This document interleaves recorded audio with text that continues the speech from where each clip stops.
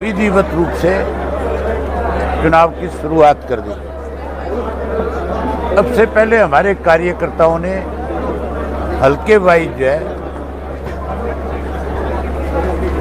हमने door to door की जिम्मेवारी लगाई थी। मुझे जो फीडबैक मिली है कि 90% कुरुक्षेत्र लोकसभा क्षेत्र को हमारे साथियों ने डोर टू डोर कवर कर दिया। लोगों में बहुत उत्साह है। मैंने सब 30 गांव किए हैं और गांव के लोगों का जोश और उत्साह देखने वाला है। बहुत बड़ा बदलाव आएगा। लाखों वोटों से Indian National Lokdal Party Kurukshetra से चुनाव जीतेगी। मेरे सामने चुनाव लड़ने वाले जो लोग हैं उनका कुरुक्षेत्र से कोई रिश्ता नहीं है। नवीन जिंदल को 10 साल लोगों ने लोकसभा का मेंबर बनाया, लेकिन पिछले 10 साल में एक दिन भी कुरुक्षेत्र के अंदर नहीं आए। इस 10 साल में बहुत अलग अलग घटनाएं हुई, बहुत सारे एजिटेशन हुए। सरकार ने इस 10 वर्ष में बहुत सारे लोगों को परेशान किया। अगर कोई राजनीतिक व्यक्ति होता है जिसको लोगों ने भरोसा दिया हो, जिसको जिताया हो, तो उसकी जिम्मेवारी बनती है कि जब भी कोई इस तरह की विपदा आए तो उसमें उनके साथ आकर के खड़ा हो। लेकिन ये नहीं आया। इसको ये लोगों को भूल गया, लोग अब इसको भूल गए। दूसरा जो कैंडिडेट है वो तो कुरुक्षेत्र में किसी को जानता भी नहीं। आप पत्रकार साथी कुरुक्षेत्र के रहने वाले हो। आपने मुझे कुरुक्षेत्र में कितनी बार देखा है। मैं आपको जाति तौर पे जानता हूँ, आप मुझे जानते हैं। सुशील गुप्ता जब कुरुक्षेत्र आया था तो मेरे ख्याल आप में से भी कुछ साथियों ने सोचा होगा कौन आ गया ये। सोचा कि नहीं सोचा था?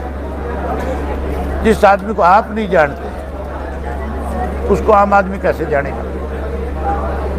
ऐसा आप पार्टी ने यहाँ पे क्या किया है? कौन सा आंदोलन लड़ा है? कौन सी लोगों की लड़ाई लड़ी है? स्वयं अखबारों में स्टेटमेंट देने की ये पार्टी कहीं नहीं है। और जिसने हमारा SYL का पानी रोक लिया, जो कहते हैं एक बूंद पानी नहीं देंगे पंजाब के लोग, तो फिर हम वोट एक भी नहीं देंगे। वोट कैसे ले लेंगे हमारे से? ये लोगों का फैसला है। आप पार्टी का भी कहीं पैर जम नहीं पाएगा।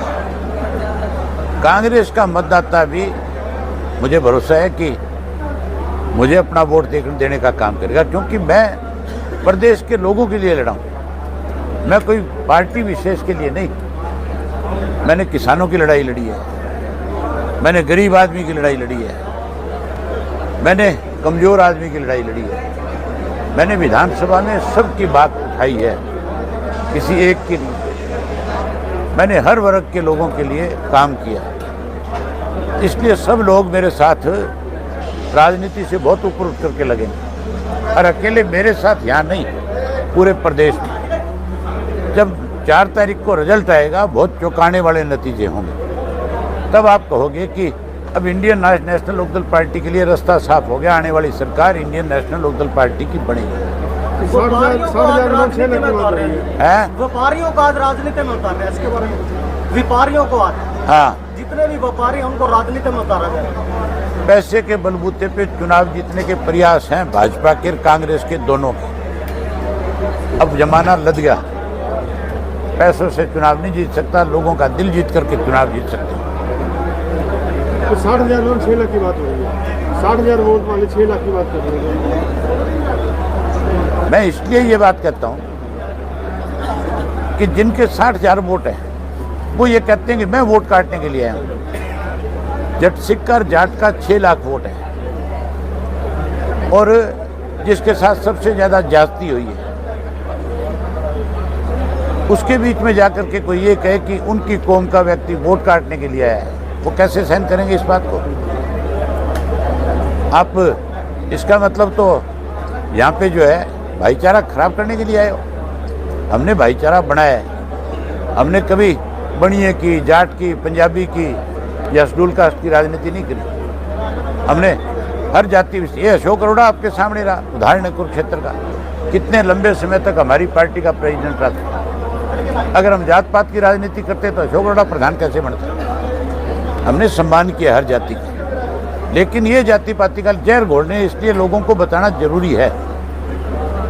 तो कांग्रेस का क्या रहेगा? कांग्रेस अभी तो साथ दे रही है, लगता है साथ देगी, अपने पार्टी का साथ देगी। किसका? आम आदमी पार्टी के साथ कांग्रेस नेता दे सकते हैं, मतदाता नहीं देगा। मतदाता मुझे वोट देगा क्योंकि मैंने उनकी लड़ाई लड़ी है।